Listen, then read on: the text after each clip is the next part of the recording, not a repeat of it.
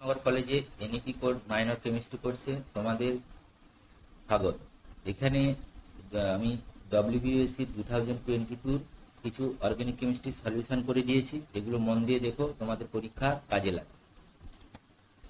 প্রথমে আছে কিছু স্টিরিও কেমিস্ট্রির প্রবলেম এবং what is chiral centre, how many chiral centre present in the meso 2,3 dichlorobutane, is this molecule chiral, if not হয়।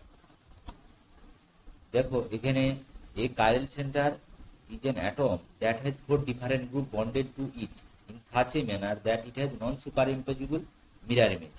মানে একটা chiral center এ কার্বনে চারিদিকে 4টা ডিফারেন্ট গ্রুপ থাকবে এবং তারা নন সুপারইম্পোজেবল মিরর ইমেজ হবে। সুপারইম্পোজেবল মিরর ইমেজ মানে একই রকম হবে, আইডেন্টিক্যাল। সাপোজ আমি যদি ইংরেজি লেটার অক্ষর ওর মিরর ইমেজ নেই, তবে সেটা ওই থাকবে, মানে this is called superimpose mirror image. আর নন সুপারইম্পোজেবল মিরর ইমেজ মানে আমি যদি ইংরাজি অক্ষর পি কে নেই, কি মিরর ইমেজ কিউ হবে, this is called non superimposable mirror image. সেই রকম আমাদের অর্গানিক কেমিস্ট্রিতে কাইরাল সেন্টারের যদি মিরর ইমেজ নেওয়া হয়, তবে সেটা নন সুপারইম্পোজেবল যদি হয়, তবে সেটা কাইরাল, সেটা হচ্ছে এনানসোমার হবে। আর যদি সুপারইম্পোজেবল মিরর হয়, তবে সেটা হোমোমার হয়। এখানে 2,3 ডাইক্লোরোবিউটেনের কটা কাইরাল সেন্টার হবে সেটা বলতে বলা হয়েছে। এখানে দেখো ক্লোরিন, হাইড্রোজেন, মিথাইল আর এই গ্রুপটা CH3CH কমপ্লিটলি ডিফারেন্ট। এখানে তবে দুটো কাইরাল সেন্টার আমরা দেখতে পাচ্ছি, দুটো কাইরাল সেন্টার, এবং ক্লোরিন দুটো সেম সাইডে থাকার জন্য এটা মেসো ফর্ম হবে এবং এটা ইকুয়ালি হাফ করা যাচ্ছে, তবে এটা অপটিক্যালি ইনঅ্যাক্টিভ হবে। আবার মেসো 2,3 ডাইহাইড্রোক্সিবিউটেনের ফিশার প্রজেকশন আনতে বলা হয়েছে। এখানে দেখো right the Fischer and Newman projection formula of meso 2,3 dihydroxybutane. এখানে মেসো 2,3 ডাইহাইড্রোক্সিবিউটেনের ওই দুটো সেম সাইডে আছে। এখানে যদি আমি মিরর ইমেজ দেই, তাহলে হাফ হবে, একটা পার্ট আর একটা পার্টকে প্রশমিত করে দিবে অপটিক্যাল প্লেন পোলারাইজ লাইটকে, এবং এটা নিউম্যান প্রজেকশন হবে সার্কুলার ফর্মে, এটাকে দেখানো হয়েছে। এখানে দেখো ফিশার প্রজেকশনে আমরা এখানে ব্রোমিন অ্যাটমটাকে এখানে কনফিগারেশন ডিটারমাইন করতে বলা হয়েছে। এখানে ব্রোমিন অ্যাটমিক নাম্বার সব থেকে বেশি বলে এটার 1 নম্বর প্রায়োরিটি পাওয়া হয়েছে। এখানে ইথাইলে 2টি কার্বন আছে বলে এখানে 2 নম্বর প্রায়োরিটি। এখানে CH3, মিথাইলে 3 নম্বর, হাইড্রোজেন গ্রুপ 4 নম্বর। আমরা জানি যে ফিশার প্রজেকশনের হরাইজন্টাল গ্রুপটা ফ্রন্ট সাইডে থাকে। এখানে 4 নম্বর গ্রুপ 4 ফ্রন্ট নেগেটিভ।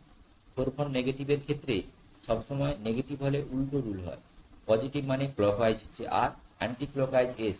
নেগেটিভ মানে অ্যান্টি ক্লকওয়াইজ আর, ক্লকওয়াইজ এস। এখানে 4 ফ্রন্ট নেগেটিভ, 4টাকে বাদ দিয়ে আমি যদি 1, 2, 3 অ্যান্টি ক্লকওয়াইজ রোটেশন হচ্ছে, এবং তবে এটা আর কনফিগারেশন হবে। আমরা নিজের নোমেনক্লেচারে আমরা জানি জেড মানে হচ্ছে সিস, ই মানে হচ্ছে ট্রান্স। এখানে অ্যালকিনের দুটো সাইডে অ্যালকিনের লিগ্যান্ডের প্রায়োরিটি সিকোয়েন্স করা হয়। এখানে মিথাইলটা 1 নম্বর, হাইড্রোজেনটা 2 নম্বর। এখানে ইথাইলটা 1 নম্বর, হাইড্রোজেনটা 2 নম্বর। এখানে হাইড্রোজেন দুটি অপোজিট দিকে আছে বলে এটাকে E2 পেন্টিন মানে ট্রান্স 2 পেন্টিন বলা হচ্ছে। এখানে ডি গ্লিসারালডিহাইড, এখানে হাইড্রোক্সিল গ্রুপটা ডান দিকে আছে বলে এটাকে ডি বলা হচ্ছে। এটা ডি গ্লিসারালডিহাইডের structure. Meso tartaric acid optically inactive হবে, কারণ এখানে যে কোশ্চেনটা বলা আছে সেখানে বলা আছে রাইট DL টার্টারিক অ্যাসিড আর optically active, but meso tartaric acid is optically inactive. কারণ মেসো টার্টারিক অ্যাসিডের ক্ষেত্রে ওই গ্রুপটা সেম সাইডে আছে, এই জন্য এখানে যদি মিরর ইমেজ চালানো হয়, একটা পার্ট আর একটা পার্টকে নিউট্রাল করে দিবে এবং এটা প্লেন ক্লোরাইড লাইটটা 0 দেখাবে, 0 কে রোটেশন দেখাবে, এই জন্য এটা অপটিক্যালি ইনঅ্যাক্টিভ। কিন্তু অ্যাক্টিভ ফর্মের ক্ষেত্রে এখানে এটা পুরোপুরি হাফ হবে না, কারণ ওই দুটো অপোজিট দিকে আছে, সিগমা প্লেন যাবে না, ফলে এটা অপটিক্যালি অ্যাক্টিভ হবে এবং একটা এল টার্টারিক অ্যাসিড, একটা বি টার্টারিক অ্যাসিড হবে। এখানে দেখো সাবস্টিটিউশন এলিমিনেশন এর কোশ্চেন প্রথমে স্বর্ণর এলিমিনেশন রিঅ্যাকশনের ক্ষেত্রে এখানে সবসময় লিভিং গ্রুপটা সবসময় কি হবে না পোলার, এবং polar leaving group means trialkyl ammonium salt, এবং গভর্নমেন্ট এলিমিনেশন বিটা পজিশনের হাইড্রোজেনটা বেশি পরিমাণে থাকতে হবে, এবং যেটা এলিমিনেটিং প্রোডাক্ট হবে সেটা লেস সাবস্টিটিউটেড এলিমিনেটিং প্রোডাক্ট হবে। এখানে লেস সাবস্টিটিউটেড এলিমিনেটিং প্রোডাক্ট হবে, আর চেঞ্জেবল এলিমিনেশনের ক্ষেত্রে সবসময় মোস্ট সাবস্টিটিউটেড এলিমিনেটিং প্রোডাক্ট হবে। তারপরের কোশ্চেনটা বলা আছে যে between SN1 and SN2 reaction, whose rate depends on the concentration of the nucleophile? Car concentration of nucleophile? SN2 reaction এর ক্ষেত্রে আমরা জানি rate is proportional to concentration of the substrate and concentration of the nucleophile, মানে এইভাবে rate proportionally increase করে। কিন্তু SN1 এর ক্ষেত্রে সাবস্ট্রেট এর উপর নির্ভর করবে, কিন্তু নিউক্লিওফাইলের উপরে সমান থাকবে। তবে SN2 reaction rate is proportional to the substrate with that of the nucleophile. In SN1 reaction only proportional to that of the substrate. এখানে দেখো তারপরে কোশ্চেনটা যেটা দেওয়া আছে, which of the following SN1 reaction would you expect take place rapidly? কোনটা rapidly reaction হবে?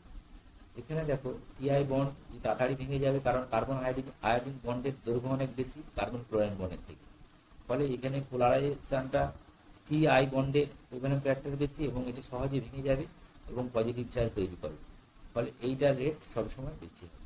এখানে তারপরে একটা টিকা লিখতে বলা আছে। এইটা টিকা মানে এলিমিনেশন রিয়াকশনের, এখানে বলছে explain E2 reaction with examples.